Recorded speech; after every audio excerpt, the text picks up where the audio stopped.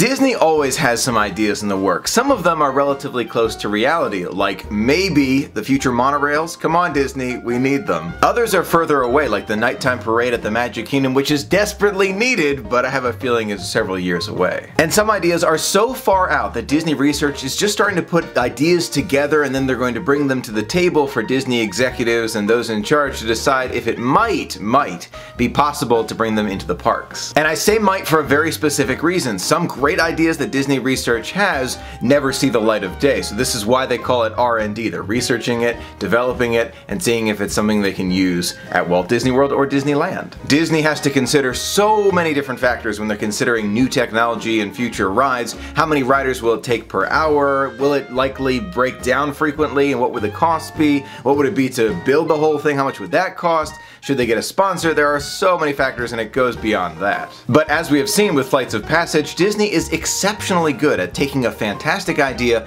evolving on it, and making something entirely new. And now we have a brand new ride at Animal Kingdom, which I think is one of the best at Walt Disney World at the time of filming. Oh my gosh, it was incredible. It was absolutely incredible. I loved every single second of it. I recommend it to everyone and anyone. Oh my gosh. Oh my gosh. So what does this mean for future ride attractions and different things that might be coming soon? Well, Disney has given us a little bit of a sneak peek as to what they're working on. For years, Disney has been working very hard to bring us more and more of that virtual and augmented reality, but they want to make sure they get the technology exactly right. So we can see past examples like Sum of All Thrills, which is where you could design your own roller coaster and ride it, but that's more of a simulator. But we also had that Pirates of the Caribbean ride that used to be in the basement of Disney Quest. I'm still sad. I am still sad that it's gone, but it was a great example of what Disney is thinking about and trying to evolve on. So what's next? Well, Disney Research came out with this very interesting video where they showed off their new Force jacket. Now the first thing that comes to mind when I think of Force jacket is use the Force, Luke, but I have a feeling when they're talking about Force in this instance, it's about force on your body, where you can feel different things on your body. That's the Force they're talking about. But for all I know, that Force in the Force jacket name might be a hint for things to come, but we'll see. We'll just have to wait and see. So let's take a closer look at this jacket. We can see in the video Disney has installed different air pockets that go all throughout the jacket so you can feel things happening as you're viewing through a virtual reality headset. Whether you're looking at a screen or looking through a headset, it's the same idea, but you actually feel what's happening to you. It sounds cool, but it gets even better as Disney showcases a snowball fight where you're throwing snowballs, and then when you get hit with a snowball, you can actually feel the impact, which to me, that's really cool. That is next level thinking right there. They take a step even beyond the snowball fight where you're able to look in a mirror and see your muscles growing as if you're turning into the Incredible Hulk, which is another great example of how they can use this technology. When you look at the video, it really does look like something new and really innovative, and they've never used this before, but believe it or not, I think they have. If you look at those air pockets, it looks vaguely familiar to something they have on Flights of Passage. Now, without ruining the ride for those who have not already been, on Flights of Passage you have the opportunity to feel like you're on the back of a Banshee flying over Pandora. It's an amazing experience. I highly recommend it, but I have a feeling that Disney uses these air pockets to give you those sensation that you're flying on the back of an animal. I'm not going to say, the specifics because some really do want to be surprised, but you get the idea if you've been before. So Disney is evolving on this technology similar to how they evolved the Soarin' technology to Flights of Passage. We can actually see Disney experimenting with that technology of forces on you during a game or an attraction right now. If you go to Disney Springs and go to the Secrets of the Empire, which by the way was super cool and absolutely worth it. It's really cool. It's a game where you have a blaster and you're a stormtrooper. I don't want to ruin that one either. But if you get hit with a blaster or anything else, you can feel it. You wear this jacket and a computer basically on your back, but the technology's there. They're just trying to evolve it into something for everyone to be able to experience.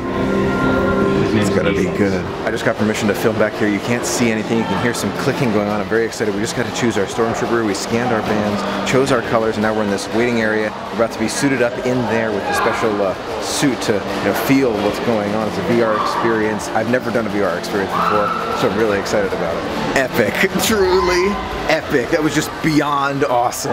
As much as I would love to see more of the Secrets of the Empire type of attractions coming to Walt Disney World, I have a feeling that they're going to really be focusing on the fact that, for Secrets of the Empire, you have to put on the whole vest, get prepped. There's a lot of things you have to do before you can get online, and they can only accommodate so many guests per hour. I think with the future ride where the force jacket could be used, they want to accommodate as many guests as possible. So now we get to be Imagineers, and if I'm thinking about where this force jacket might be used in the future, I come up with two different ideas. For the first idea, maybe you step into a room on this special omnidirectional treadmill. Think about it that way, and they do have it already, so that's one idea. You put on the jacket, you grab a lightsaber or a blaster or some other weapon that you're able to interact with the environment. You put on the VR glasses and you have an adventure where you stay basically in one spot because of that omnidirectional treadmill. That's idea number one. The second idea I'm thinking about is also very exciting and might be easier for Disney to implement. Let's say you're on one of those single ride vehicles like a Doom buggy at the Haunted Mansion or a clamshell for the undersea adventure with Ariel. Those are very easy for Disney to make because they've made many of them before. Once you go through the line, you sit down in the ride vehicle, and already in the vehicle they've got maybe one or two of these jackets. You just put your arms